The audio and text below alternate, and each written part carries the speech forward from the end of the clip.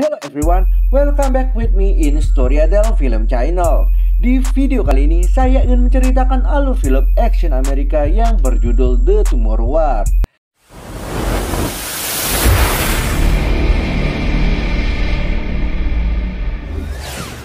Sebelum memulai ceritanya, jangan lupa klik subscribe dan tombol lonceng agar kami lebih semangat untuk mengembangkan channel ini. Ingat, subscribe itu gratis. Film diawali dengan adegan beberapa orang yang jatuh dari langit. Orang-orang tersebut sudah menggunakan perlengkapan lengkap untuk berperang, dan di sini kita diperkenalkan dengan jagoan kita, Danny Forrester. Kemudian waktu kembali ke 28 tahun yang lalu. Pada Desember 2022, Danny Forrester yang merupakan guru biologi serta mantan pasukan khusus militer sedang mengadakan pesta Natal dengan keluarga besarnya. Tentu saja dengan anaknya Murray dan istrinya Emma. Di saat bersamaan, Danny Forrester juga sedang menantikan perekrutan dirinya sebagai peneliti di sebuah laboratorium. Namun Danny harus menerima kenyataan pahit bahwa pihak laboratorium lebih memilih kandidat lain dibandingkan dirinya. Setelah ditolak, Danny kembali ke dalam pesta dan pergi menonton sebuah pertandingan Piala Dunia bersama keluarga kecilnya. Namun, di tengah-tengah pertandingan muncul sesuatu yang aneh. Di tengah lapangan tiba-tiba muncul portal yang membawa beberapa orang dengan senjata lengkap. Mereka mengaku datang dari masa depan dan membawa kabar bahwa 30 tahun yang akan datang manusia akan berada di ambang kepunahan karena invasi alien yang dikenal dengan White Spikes. 1 tahun telah berlalu. Alat teleportasi ke masa depan dibangun di seluruh dunia untuk mengirim para tentara di seluruh dunia ke masa depan. Namun para tentara yang sudah dikirim ke masa depan kebanyakan gugur di medan perang, dan akhirnya warga sipil pun diwajibkan untuk ikut wajib militer.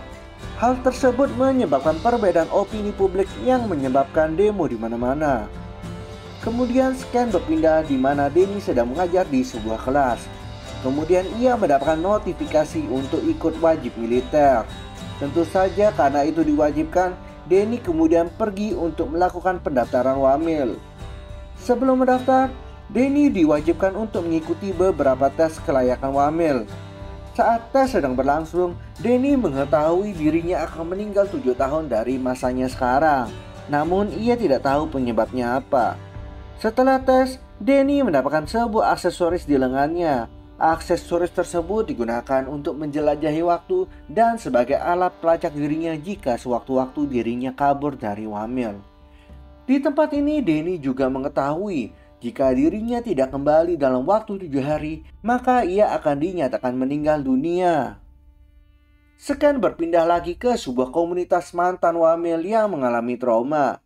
Di sini kita mengetahui bahwa istri Danny merupakan seorang psikiater yang membantu para mantan wamil melawan trauma mereka. Di saat bersamaan, Danny datang ke tempat istrinya untuk menginfokan bahwa dirinya harus mengikuti wamil.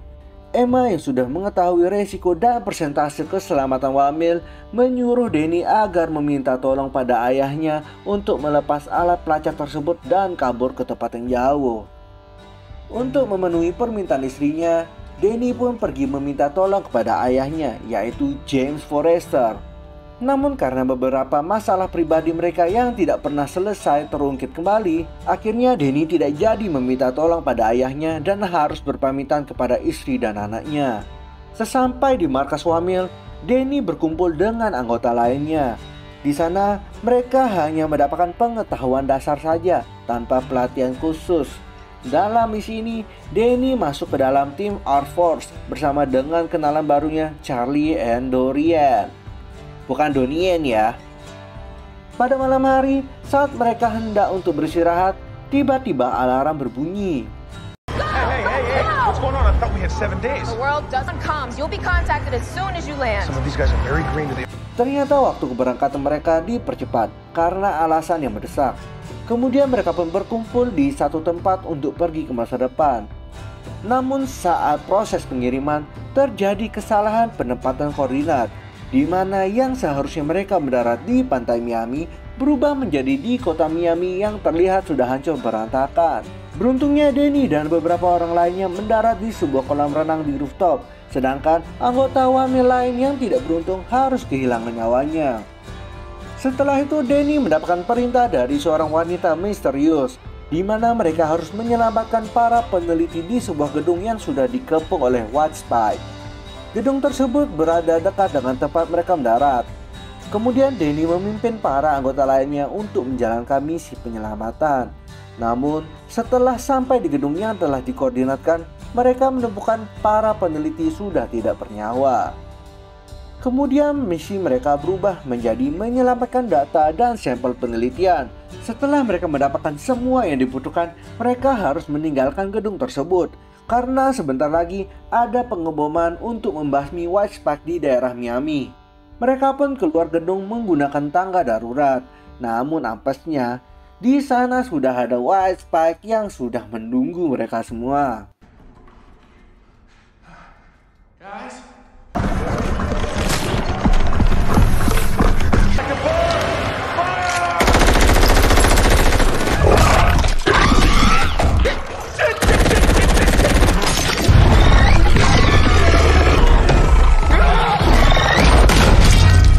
Setelah sampai di luar, tim penyelamat dari masa depan datang untuk menjemput mereka. Namun, nasib sial mereka belum selesai. Tim penyelamat tersebut tiba-tiba diserang oleh sekelompok White Spike. Melihat hal itu, Danny memberi komando untuk menyerang sekumpulan White Spike tersebut. Ya, daripada mati dimakan atau mati dibom, yang mending mati berjuang kok ya, gengs. Setelah susah payah menyelamatkan diri, ternyata hanya Danny, Charlie, dan Dorian saja yang selamat dalam misi tersebut. Kemudian setelah mereka sadar, Danny dipanggil oleh wanita misterius tersebut, yang ternyata wanita tersebut adalah anak kandungnya di masa depan.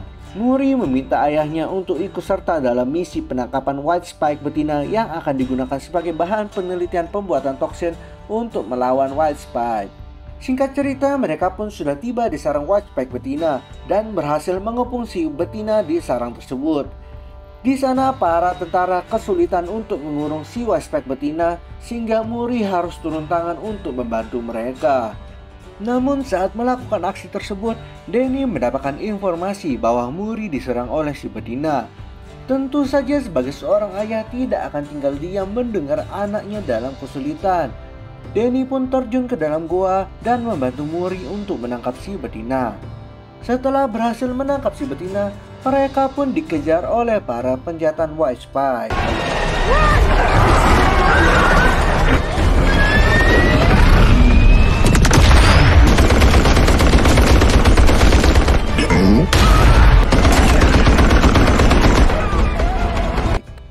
Setelah berhasil kabur dari kejaran para penjantan, mereka pergi ke markas pusat yang dikenal dengan Deep Wheels 9.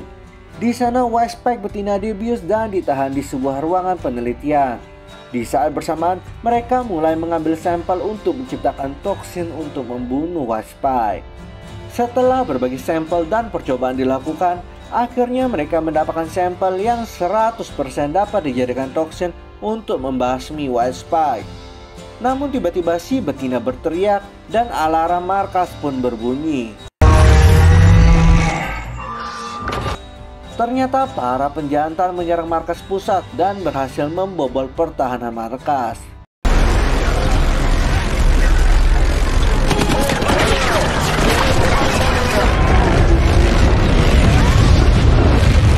Muri memerintahkan kepada seluruh anak buahnya untuk menahan serangan White Spike selama mungkin dan tetap menjaga mesin teleportasi agar tidak rusak.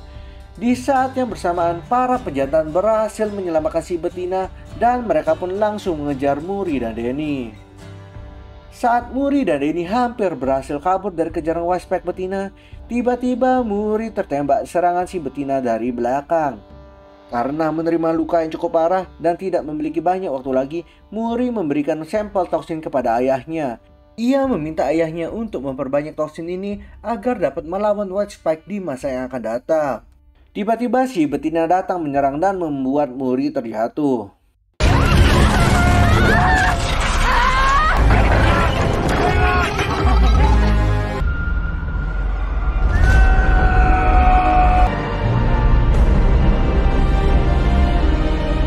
Beberapa saat kemudian Danny pun terhisap ke lubang waktu dan kembali ke masanya.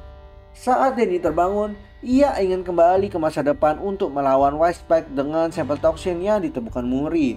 Namun karena alat transportasi dari masa depan sudah rusak, hal itu mustahil untuk dilakukan.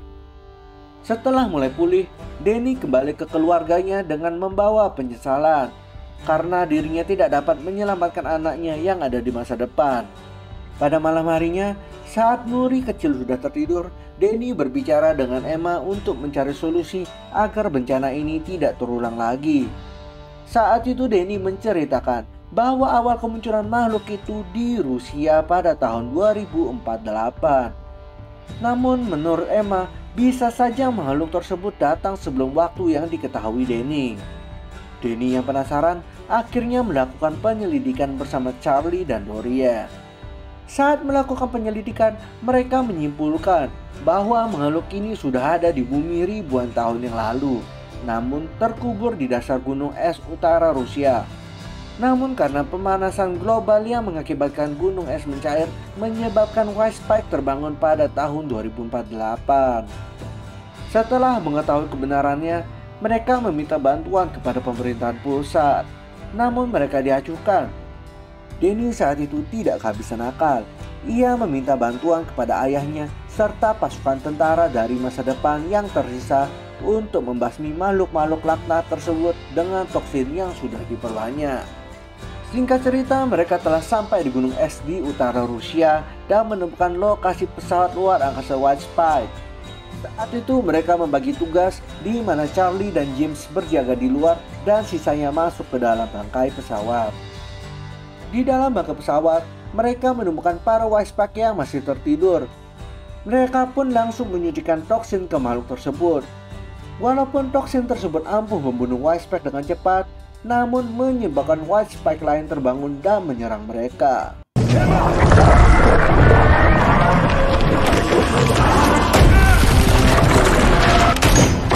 Shit.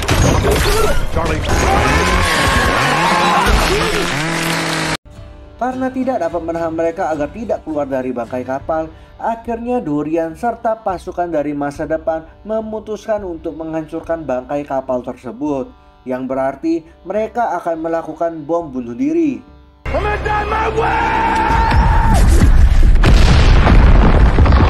Setelah bangkai kapal hancur, yang selamat dari ekspedisi ini hanyalah Danny, Charlie, dan James.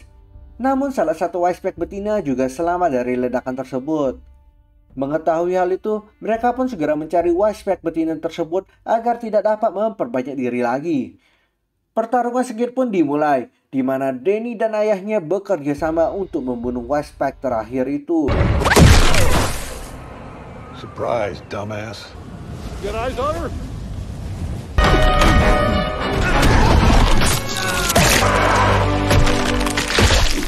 Sorry, son. No.